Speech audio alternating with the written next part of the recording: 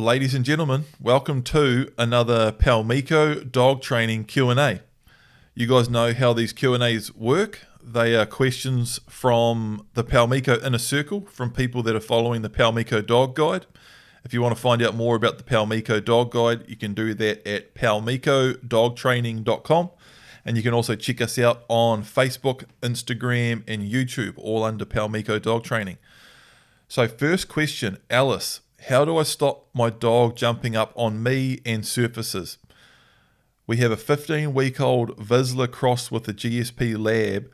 She's going reasonably well routine and obedience-wise, but constantly jumping up on us and surfaces. So I'm guessing jumping up on tables and things.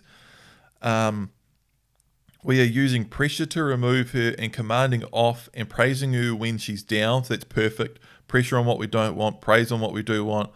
But despite this approach, she still seems to be constantly jumping. I would say the biggest thing on this sounds like too much freedom. And so 15-week-old Vizsla GSP lab, it's quite a full-on little mix there. Vizslas can be pretty full-on, GSPs can be pretty full-on. Labs not so much, but they can be real people dogs. Lab pups can be stoked on people wanting to jump up all the time. Early on in the Palmiko Dog Guide, we talk about the importance of having that direct supervision on the pup early on when we're doing our house training and crate training and things. So basically, when Miko was out of the crate early on, I want to be watching her directly. And if I start to have her out of the crate or out of the kennel running around the house and I'm not directly supervising her, that's when the pup's going to start jumping up on people, jumping up on tables and all over the place. And that's one of our principles we talk about. There's a few Palmiko principles at play here. A big one is exposing weakness, and freedom and responsibility. So freedom and responsibility is basically giving our pup too much freedom and responsibility before they're ready for it. And exposing weakness is putting our pup in a situation where it can jump up on things and begin to learn these different habits and behaviors. We're basically training our pup to do things that we don't want them to do. So in this situation, honestly, the best way to deal with it is more control and structure, less freedom and responsibility. So it's more just either the pup's in the crate, and when it's out of the crate, we're really direct one-on-one with it, making sure it's not jumping up on people and jumping up on surfaces.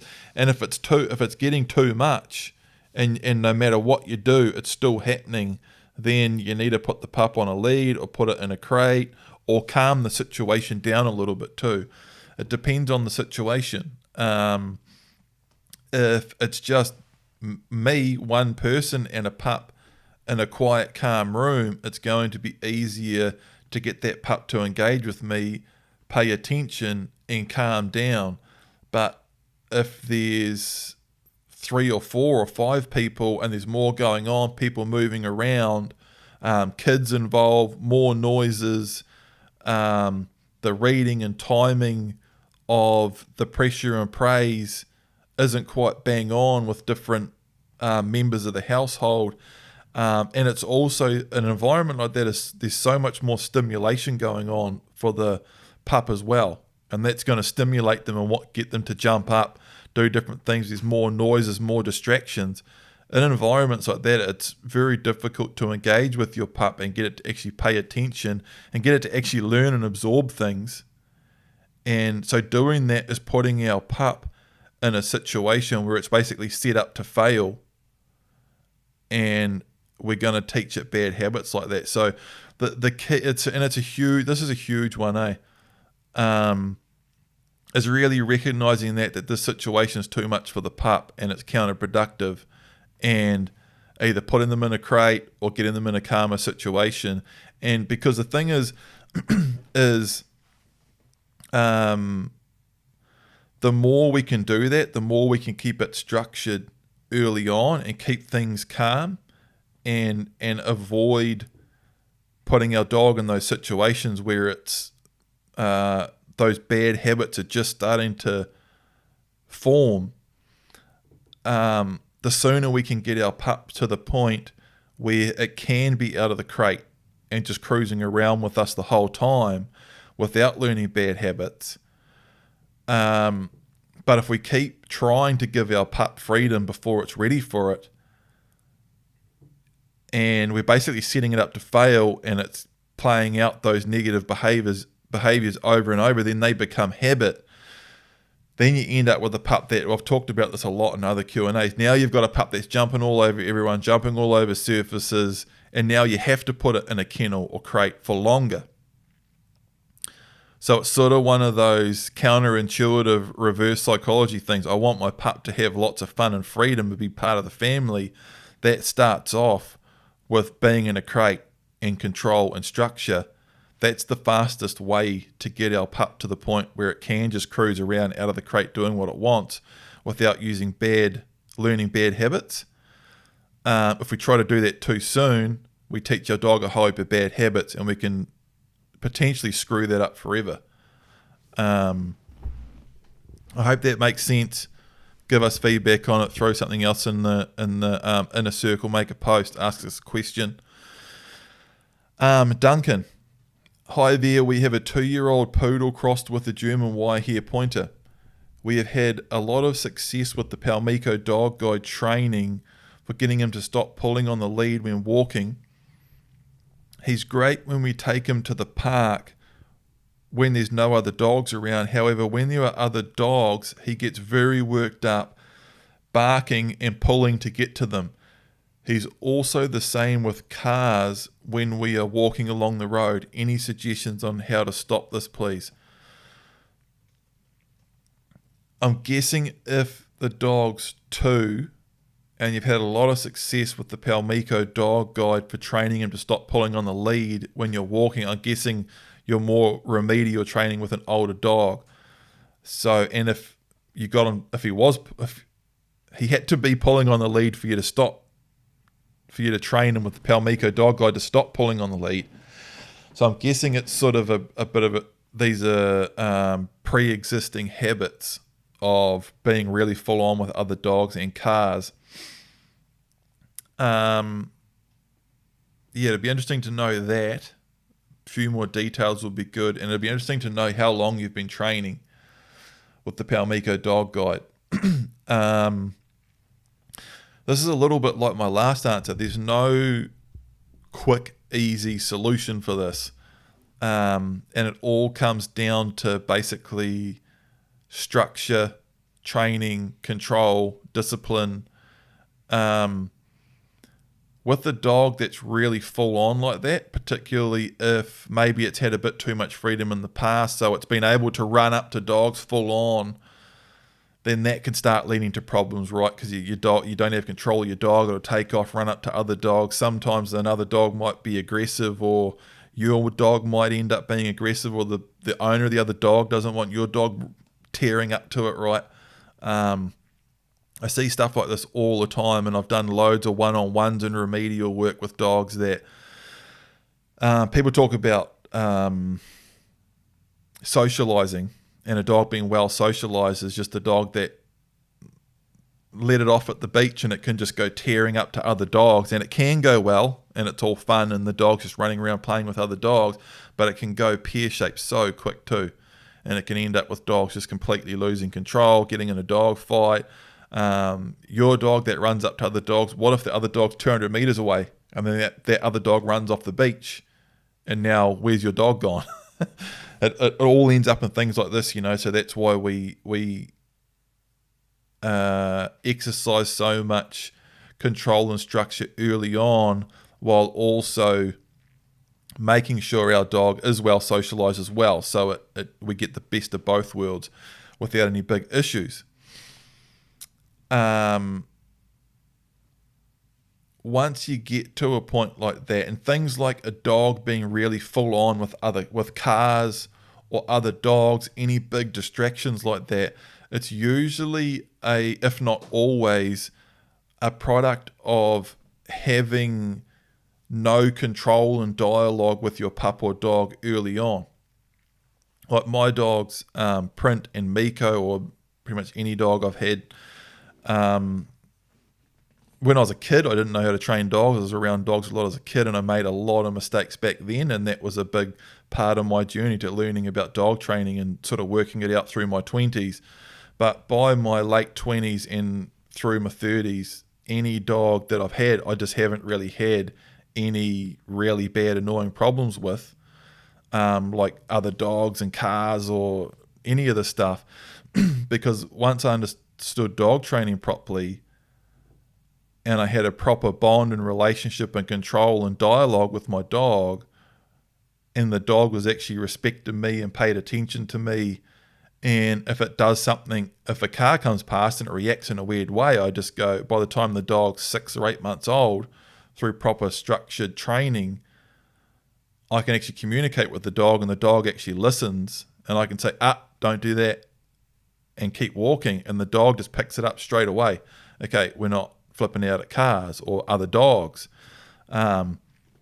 Print's pretty full on with other dogs. When we're walking, that's just his thing. A lot of dogs have a thing. But it's by no means completely out of control. He's never like pulling at a lead. He's never barking or whining.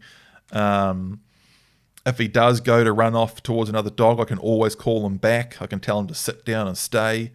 It's just a thing that he has that we manage. You know, Miko's got the same thing with birds.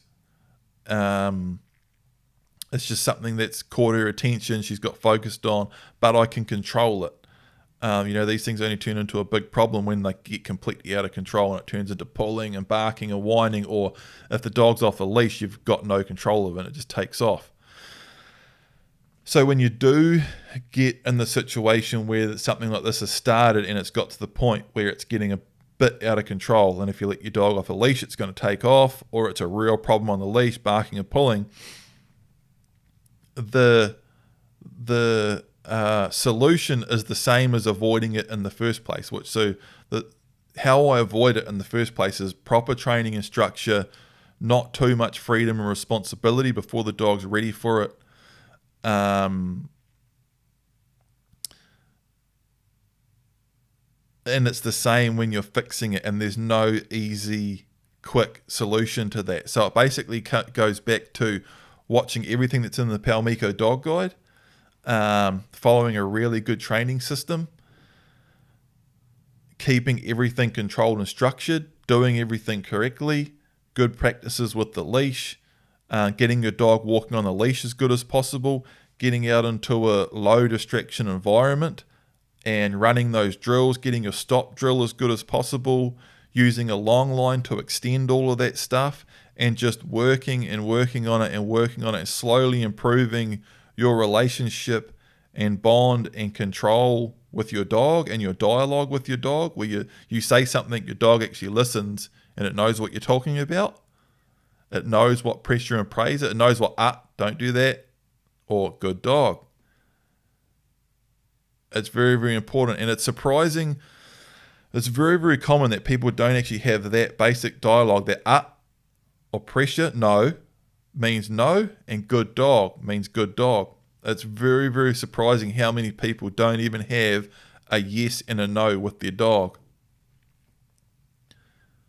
When they're telling their dog off, the dog doesn't really know what that means, because the reading and timing and bond and relationship and freedom, there's been too much freedom, and everything's been so unstructured that you don't even have that basic dialogue of don't do that, and the dog knows what it means, and good dog, okay, I'm doing the right thing.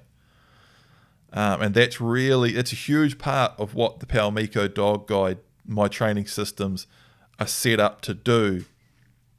And a lot of it's all in that stop drill and the way we use a lead and a long line, pressure and praise, and that stop drill's huge. The way we do it, get the dog to sit, step in, pat, step back, wait. If they move up, then we release the pressure when they're doing the right thing. Step in, give them some praise. Praise isn't the release though. Very, very important. And then we step back, and then we release them. There's a lot going on in that whole stop drill that's setting up that dialogue. And if you get all of those basic things right, and you get that relationship to the point where the dog's listening to stop drills properly, it's not pulling on the lead, the relationship's good around the house too, the dog's just cruising, it's not doing anything wrong, you can say get on your bed or cut inside, outside, it's kenneling sorted, everything's sorted. It's very rare to have silly problems like it's too full on with the dog in the distance, or it's jumping and leaping and pulling with cars on the side. When you're in a remedial training situation, it's the same thing. Like when we start off with an 8-week-old pup, we basically train it till it's 12 or 18 months old. And if you've got a 2-year-old dog, a poodle wire hair cross shouldn't be too bad, you know. You should be able to. It's a pretty smart breed. But it could take 6 or 8 or 12 months of really careful, diligent work, following all those processes properly, getting all those basic things to as high a level as possible. And some of those bigger issues with cars and dogs and things should start to button off. They should start to get better. Right, next question.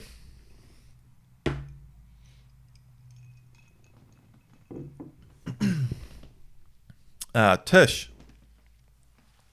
Hey, we have a 12-week-old GSP. He is going really well with household things like crate and toilet training. That's good. He is being a puppy though and loves stealing shoes.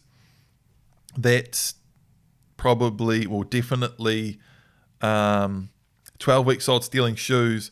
That's definitely too much unsupervised freedom and responsibility if a 12-week-old pup is stealing shoes. But moving right along, my question is, we are currently working on our recall and stop training. Our pup will most of the time stay quite close to us and not wander off too far with the long line. However, when he does go off and we recall him to come, at times he will come running up, me thinking he is coming in for a pat, but he will just dart straight past us and keep going. What should I do in this moment? Well, if he's 12 weeks old, you're doing everything with the long line on. If he goes too far with the long line, so in the Palmico Dog Guide, we use a long line a lot, which is just a 7 or so meter long light leash, basically. And that way the pup can move around and it can play and explore a little bit, but we still have control of it. We're holding on to the long line. And if something happens, we've got control of the pup, it's safer. And that's how we also start to train our stop commands, our go commands, and our recall. So we can literally say, with Miko, she'd be 5 meters away on the long line. And we talk about setting a pup up for success, not setting them up for failure, helping them to get it perfect every time. Training with success. I can say, Miko, come. And I've literally got a lead on her and I can pull her into me. Sometimes you have a pup that pulls back on the long line a little bit or doesn't like it or something. And we have to be careful and gentle in those times and gently guide the pup through it as best we can. But at the end of the day, we've ultimately got control of the situation. So the pup gets it right every time and they learn very, very quickly. If you're in a situation where your pup's running too far away and then it's not coming back to you properly, then if you've got to the point where you're dropping the long line sometimes and your dog's taking off further than the long line, you're not holding on to it, and sometimes it's not listening. This is one of our principles. You need to take a step back in training. If you're moving through the steps and you try to take a step like everything's going well while I'm holding on to the end of the long line, so I'm going to, first of all, you want to get everything going well while you're holding on to the long line, like really, really good. and keep holding on to the long line for like 2 weeks till there's been no need to hold on to the long line for like a week or 2 and then drop it and go from there. But if something happens and your pup does something wrong or doesn't listen to a command because you're not holding on to the end of the long line again, you need to take a step back and start doing everything holding on to the long line again. Really, really important, because this is another principle. Every time you give your pup or dog a command and it has the opportunity to not listen to it, you're literally training your pup that it doesn't have to listen to you. And that's a really bad cycle to get into. She goes on to say, there are also times where I will recall him and he has the long line tight but will not budge. I will then give a little tug on the line, but it doesn't seem to bother him as he won't come straight away even though it's tight. So that could be lots of things. And we talk about not holding pressure on a leash. If we pull the pup, it's always, we're trying to, same with a change of direction. We never want to be walking a dog on a leash with constant tension on a leash. We're always trying to work from a slack leash and a slack long line. It's a huge part of the Palmico Dog Guide, proper use of a leash. So if I'm trying to call the pup, I'm never just holding tension and towing them in. I'm trying to use that long line just to get their attention, a little tug, get them to turn and come straight in. So that's super important that we're not holding constant tension on a leash. There's loads in the Palmico Dog Guide about that, demonstrating how to do it and everything, change of direction, all that stuff. So that's really, really important. Really good technique with the leash and the long line. But another thing too on that is, it's going back to what I was just saying. Every time you give your pup or dog a command that it doesn't listen to, cheers, man. Is every time you give your pup or dog a command that it has the opportunity not to listen to, is teaching it that it doesn't have to listen to you. If you're making those smaller mistakes, then that can begin to show up in other areas. So if you're dropping that long line and the pup's running off and it's not listening, it's not coming back, or it's running straight past you, it's doing these things, and that's going to start cropping up in other places. And what was this? And then he's going to start leaning back into the long line because it's like, I don't have to listen to you. That's the rule of transfer. That's another one of our principles. The rule of transfer. If you start to make mistakes in one area, and it's the overall relationship thing with the dog, if you start to make mistakes in one area, or you're screwing up one drill or command, you're teaching your dog that it doesn't have to listen to you, and it's going to start throwing up more resistance in other areas. If you get all the stuff bang on, pups actually learn very quickly and easily, and they start to get very biddable, very easy to train. They just want to listen. And when it's all done properly and there's no mistakes, then it takes very little pressure, and training gets more and more positive. You're putting less pressure on your dog, come here, and it turns to just, Miko, come. She comes running in, good girl, it's a big pat. If you say sit, they just sit down, do a quick stop drill, give them a pat, release, good girl. It's all positive, and it's an upward spiral. Training can either be an upward spiral or a downward spiral. It's so true. And the more positive you can get it, and the more momentum you can make, and the cleaner and tidier you keep everything, more training and structure,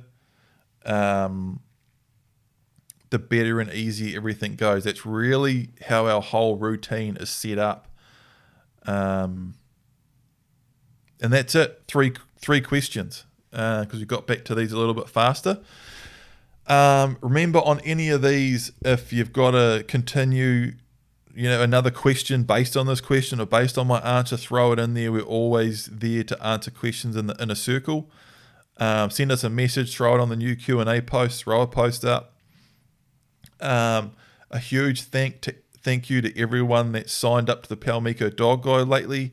Shout out to everyone in the inner circle. And remember, if you want to check out the Palmico Dog Guide, big full-on video series on how I train my dogs from start to finish, you can check that out on palmicodogtraining.com. You can check us out on social media, Facebook, Instagram, YouTube. Thanks, everybody. We'll see you later.